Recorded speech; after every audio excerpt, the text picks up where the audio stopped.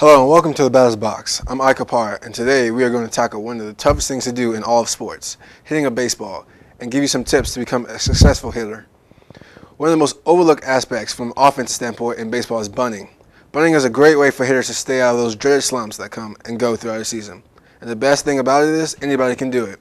It is a common misconception that only fast people can bunt, but the proper technique, any player, fast or slow, can bunt down the line and get an easy base hit out of it.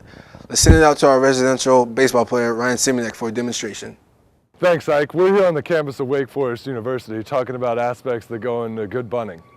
There's four things that there's four type of bunts that a hitter can do to be successful. The first one is a sac bunt, and we're just trying to get a runner to advance to the next base, really sacrificing ourselves for an out.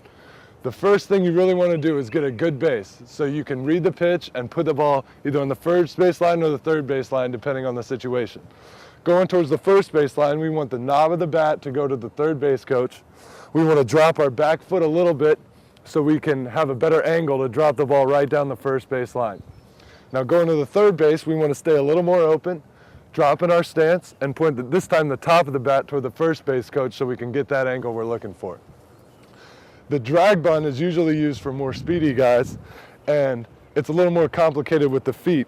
When the pitcher's throwing, we want to drop this back foot, trying to get a better angle to run to first base, sit there so we can drop a good bunt down the third base line while running towards first base.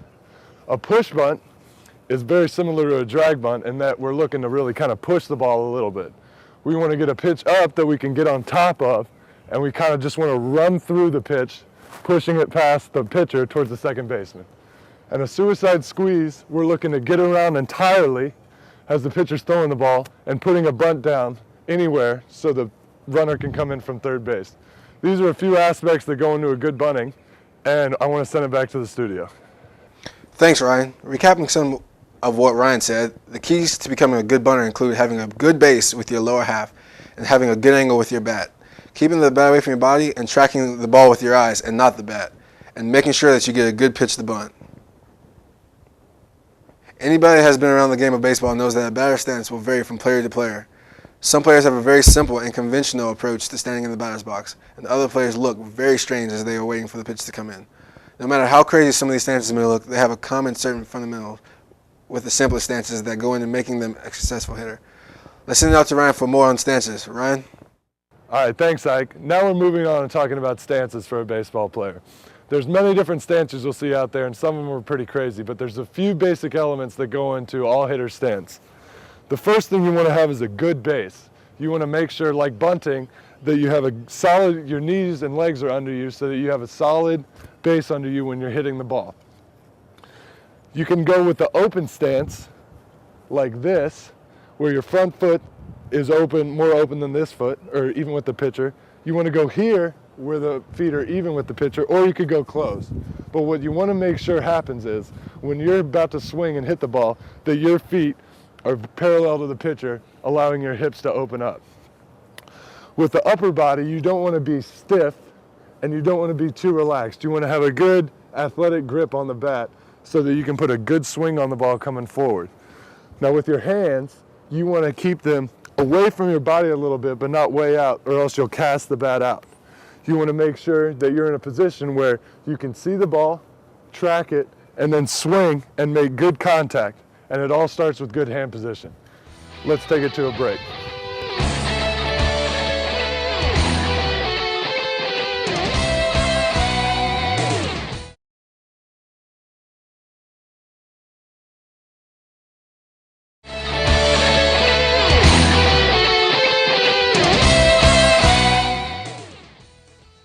Welcome back to the Batter's Box. We're going over the basic fundamentals that go into making a good player a great hitter. Next up, dealing with the batter's swing. In every hitter's swing, there are a number of parts that need to work together in order for a hitter to get the best results.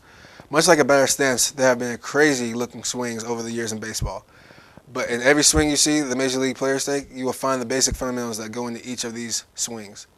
Putting a good swing together takes a lot of time and patience. Let's send it back out to Ryan for some tips on that you can put into practice. Thanks, Ike. Now we're getting into the big part of baseball, and that's hitting. There's a few things that have to be done kind of harmoniously that make a good batter put a good swing on the ball.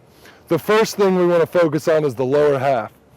Like we said when we were in the stance, we want to make sure that we're even to the pitcher when we're swinging, allowing our hips and our backside to drive through the ball.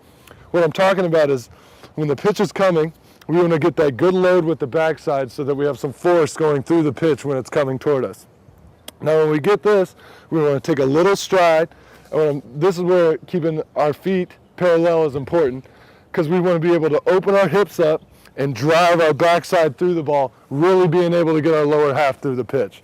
If we're closed off or too open, our hips are going to fly open, or they're not going to open at all, not allowing us to put a good swing on it.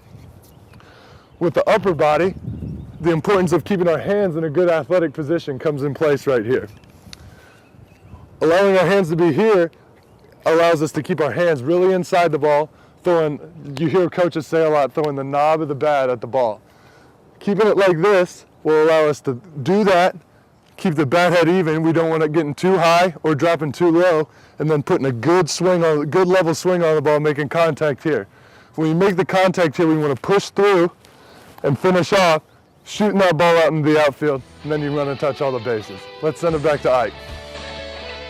Take a look at how some of the Major League Baseball's best swings look.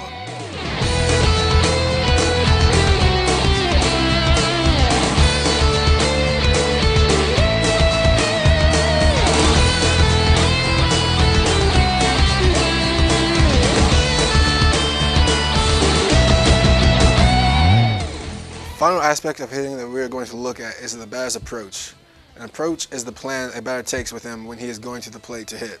It is good for every hitter to have a plan whenever they step into the batter's box so that they can have an idea of what type of pitch they are looking for. Having a good approach at the plate can mean the difference between being a good hitter and a great hitter. Let's send it back out to Ryan for one last time for an approach. Thanks, Ike. We're out here one final time talking about approach. A good approach can make the difference between a good hitter and a great hitter, and a hitter goes into the batter's box knowing what he's looking for. Starting out, we're talking about pitch selection. If a hitter's looking to go the other way, he's going to look for a pitch on the outer half of the plate. And what he's looking to do there is keep the shoulder in, keeping the front side in, putting a good swing on the ball, and hitting the ball a little later in its path, trying to push it towards right field. If he's a hitter that goes in with approach looking for a pitch he can pull, he's looking for a pitch on the inner half where he can get his hands way out and shoot the ball to the left side. Now, the situation will dictate the approach that a batter has. If there's a runner on first base and less than 2 outs, a good sacrifice fly to the outfield will get him in. A hitter then is looking for a pitch up in the zone that he can put a good swing on the ball like we talked about and shoot it to the outfield, allowing the hitter to score on a sacrifice fly. Other situations that a hitter needs to have a good approach for is a hit and run, where he's looking to put a good swing on the ball behind the runner and shooting the ball on the ground. He wants to get on top of the baseball and hit a sharp ground ball, trying to advance him to third base with the second baseman covering. All these aspects and more can go into good hitting, and if you apply these, they can make you a better hitter. I want to send it back to Ike in the studio one last time. From bunting to a hitter's stance to swinging a bat finally, and finally a batter's approach, we have covered some of the main aspects that go into how to hit a baseball. These 4 fundamentals are very important in the development of hitters, and if you can get a firm grasp on the things that we talked about today and put them into practice, you will start to see improvement in your game.